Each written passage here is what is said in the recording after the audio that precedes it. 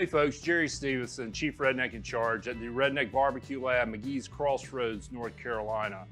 And I'm here today in the RBL studios to show you guys how to make country style ribs at home just like I do at mine. Now the country style rib is the rib that doesn't come up a lot when people are talking about I'm gonna cook some ribs. It's something that I grew up on at home. A lot of times my mother, we didn't cook a baby back rib. Matter of fact, I didn't really know what a baby back rib was, much less a St. Louis style rib. And if you're sitting there going, well, what's a baby back rib and what's a St. Louis style rib? Well, you may want to look at some of the other videos that we're doing on these ribs to kind of tell you guys about what they are, where they come from, and how we cook them. Because to be honest with you, each one of them I kind of cook a little bit differently. So maybe something you want to look at some of the videos that we've done on those to see what we're doing. But here today, I'm going to show you guys how to cook a country style rib. Now, the first question you guys are going to say is well, what's a country style rib? Why haven't I seen these before? Well, the answer is it's something that you don't see a lot. The country style rib is actually part of the rib of the pig. And these are pork ribs we're dealing with today, just to be specific. And basically, if this is the hind quarter, the ham of the animal, and it stretches this way towards the head, we have in the middle, we have the rib cage, and it starts out and comes up to the shoulder, or what we call the pork butt of the animal. These country style ribs are found up towards the top, the kind of the chuck end of the shoulder of the animal up in here. So these ribs actually do some work, whereas a baby back rib, which is more to the back, right underneath that loin, that tenderloin and loin, doesn't do as much work. What does this mean? It means that a baby back rib primarily is a bit more tender than these country style ribs. Therefore, we may want to consider cooking them a little bit different, these country style ribs, than we would a baby back rib. So I'm going to show you today what I learned from my mother, Judy, on how to cook these country style ribs. Now, the first thing is these country style ribs don't really look like ribs at all. Because, well, the thing is they come boneless. Sometimes there is a bone on them. But what they are is, like I said, is part of that shoulder. So there's a lot of intermuscular fat in here. There's a lot of collagen that kind of holds these together. And it creates a flavor profile in there that some meat, like say like the loin, the tenderloin itself, doesn't really have. Now this piece, you can see, if you look in the camera, does have part of the bone on it. This is part of the rib cage. Like I said, you're getting towards the neck bone part of it. Go ahead and pull some of these out. We got another one like this. Sometimes this came off of one loin, which is nice. And as you can see, it's the same way. And then finally, we've got another piece of a boneless one. And don't worry, bone in, bone out, doesn't really matter with the country rib per se. It's not something that really helps or anything, or hinders the way we cook. I do like cooking stuff with bone in, because I'm one of those guys that believes the bone in the animal, a lot of people say, well, it imparts flavor, imparts moisture, imparts this. With me, a bone kind of gives heat, a direct path into the muscle that kind of helps cook from the inside out. Whereas a lot of times when we're barbecuing, it's heat on the inside in. You know, I guess what it comes down to really is preference. So I'm gonna trim these ribs up just a little bit. We have a little bit of the skin left on the outside right here. This is actually not the skin's removed. This is actually the belly. This would make great seasoning meat. This is some of the stuff that I really do not like throwing away. Today I am.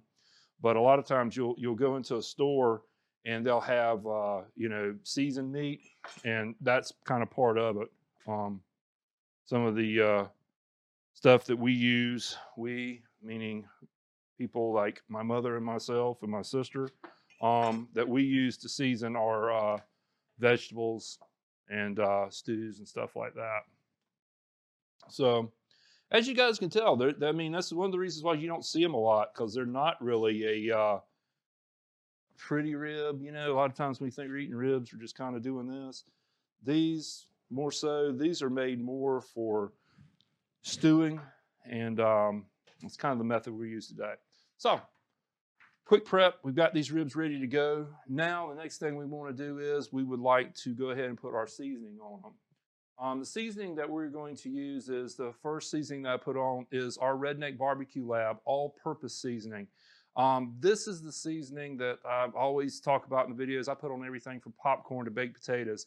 And I like it. It's like my seasonal. It's my go-to thing. It's something that I like putting on everything just because it's kind of that bass. It's like that little tap on the snare drum, just, you know, and I always say that that kind of sets the rhythm for the big old rock star guitar or lead singer in a band. It would be this chicken and rib rub. This is the chicken and rib rub. It's helped us win world championships, and we've won first place in rub competitions and stuff with it.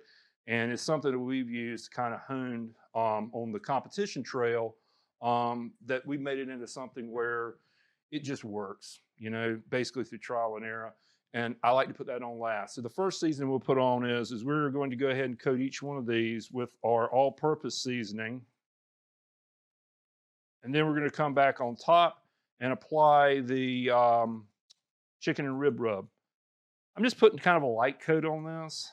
The differences between these rubs is one has a bit more sugar and one has a bit less sugar. One has a bit of peppery mix in it. This one's got a little bit of heat in it, whereas that one doesn't have as much. So they complement each other very nicely. Nextly, I'll just go back on. This is that chicken and rib rub. Put a nice generous coat on it as well. And you can see one of the things I'm cooking on right here is a rack. I have a pan with a rack. You don't necessarily have to do this on your smoker. I do it because I prefer not to clean mine as much. It helps me control my mess. And plus, sometimes with some of the stuff that you cook, like a pork butt or something like that, you get the juices down there in this. And the cool thing about those juices is something that you can take and make into a sauce later on for your guest, or it's something that you can keep and use it like a pork sauce for a base for a stew or something like that.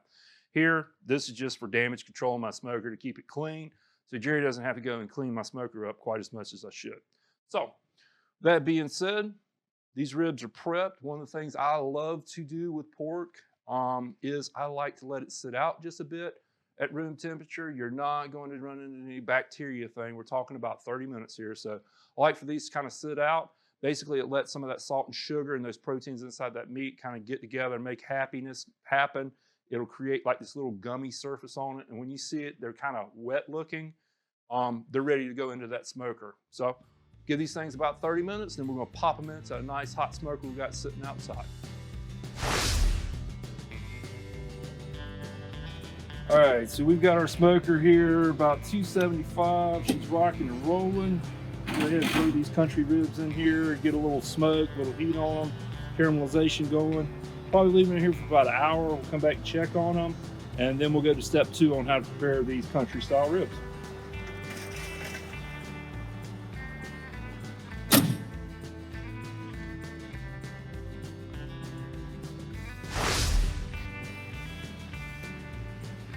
All right, it's been about an hour, hour and a half. Let's check on those country style ribs. We give that smoker let it burp a little bit, let some of that steam out.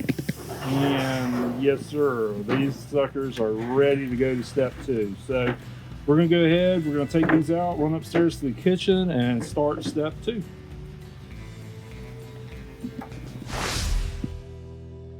Okay. We've got these ribs off the smoker, back upstairs here in the RBL studio. You can see they've got a lot of smoke on them. They started crusting up, a lot of good bits and pieces and stuff like that in there. So we're gonna go ahead and do step 2. And step 2 is we wanna put these into a cast iron pot, just like my mom used to do. And I know you guys are laughing. It's like, well, your mom taught us a lot of stuff, and well, this is one of the things she taught me. I love my mom's country style ribs. Her seasoning and her sauce was a lot different than mine, but the process was what was important. And this is one of the things that made me say, you know what, there's something to this cast iron. You guys will see me use this a lot, and I truly believe That's one of the things with my mom's is that cast iron. So anyway, I want to go ahead and take these ribs. I want to go ahead and place them into this cast iron pot. Try to get them in there as best we can. I know I have a bigger pot, probably needed the bigger pot for this, but we'll get them in there. Get them in there a nice somewhat layer somehow, some way, kind of like that. And then the next thing we want to do is we want to put some barbecue sauce or some kind of liquid in here. At this point, if you would like, my mom, you know, her barbecue sauce is a lot different than mine. You guys can take a right-hand turn instead of doing what I'm about to show you. You could do stuff right now. You could put onions in here, apples. You could go with, make it in kind of a German-style pork rib or something like that. You could go in here with tomatoes and jalapenos and something else and go for a more Hispanic type flair on this. You could go in here with some soy, some garlic, lemongrass or something like this and take your sauce and make it into something more Asian or something like that. So just remember that at this point right here, I'm going to show you this way, but there's several different ways you guys can get off of this. And I encourage you to do it because like I said, this is one of the ribs that I enjoy eating the most just because of the flavor and stuff that's in here. So the sauce that we're using today is the Redneck Barbecue Lab sauces. We're going to put approximately in that squirt jug right there, squirt bottle, there's about a quarter of our North Carolina pork sauce, our competition pork sauce that we use. It's got vinegar, peppers in it, along with a little apple cider vinegar and some juice as well.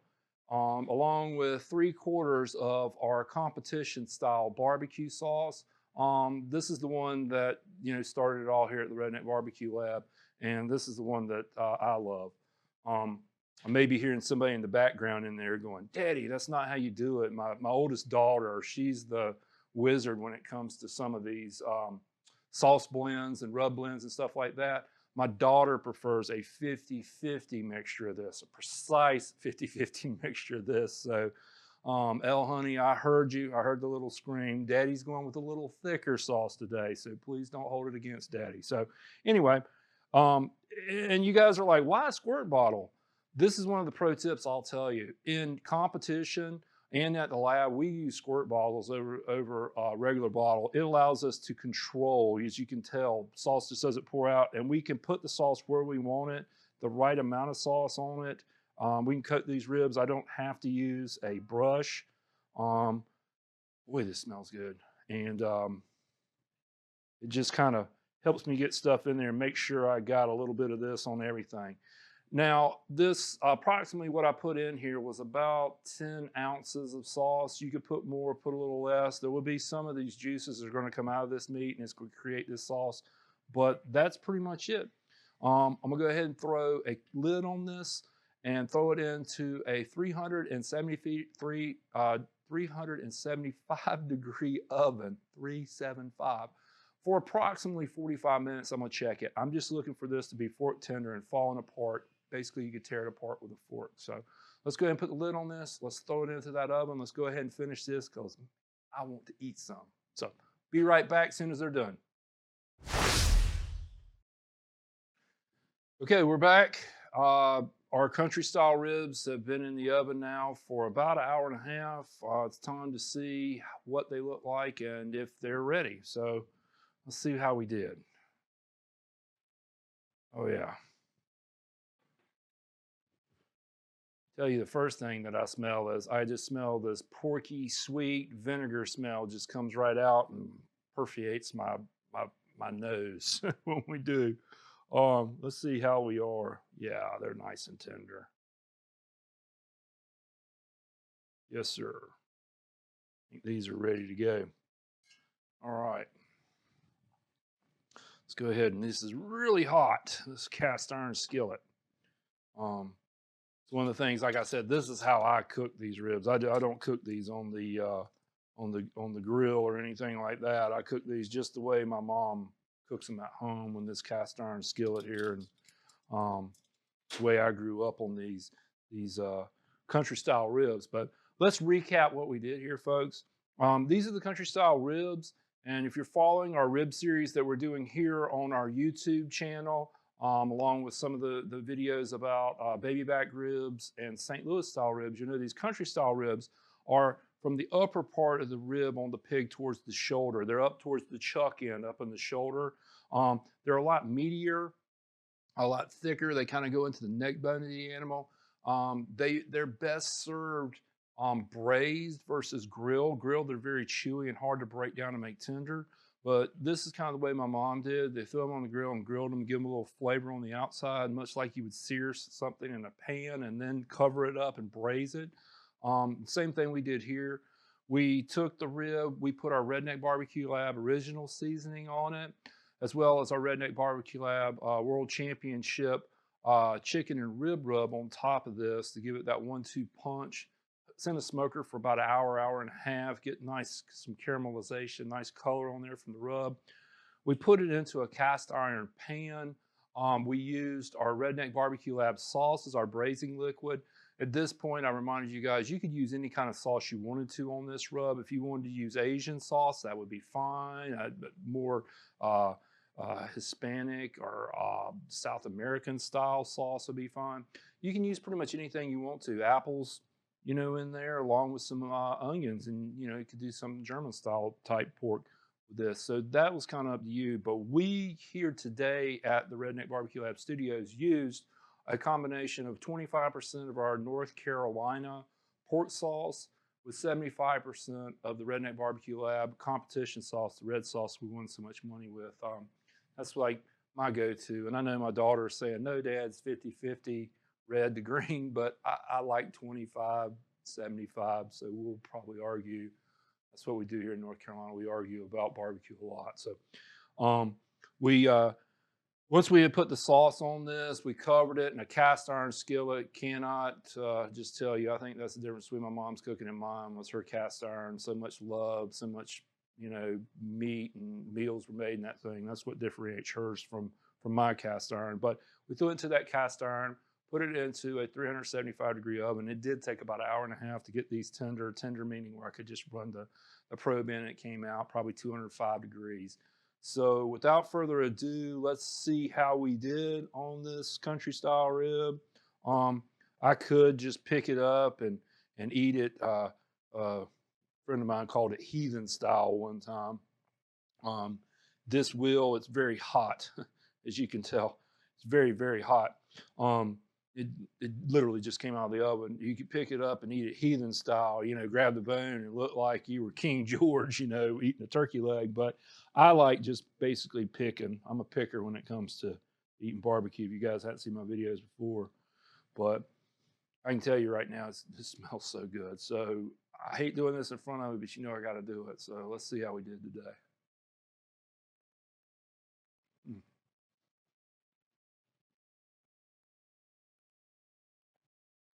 Once again, that was a really good piece of meat we had selected. We have a great meat purveyor.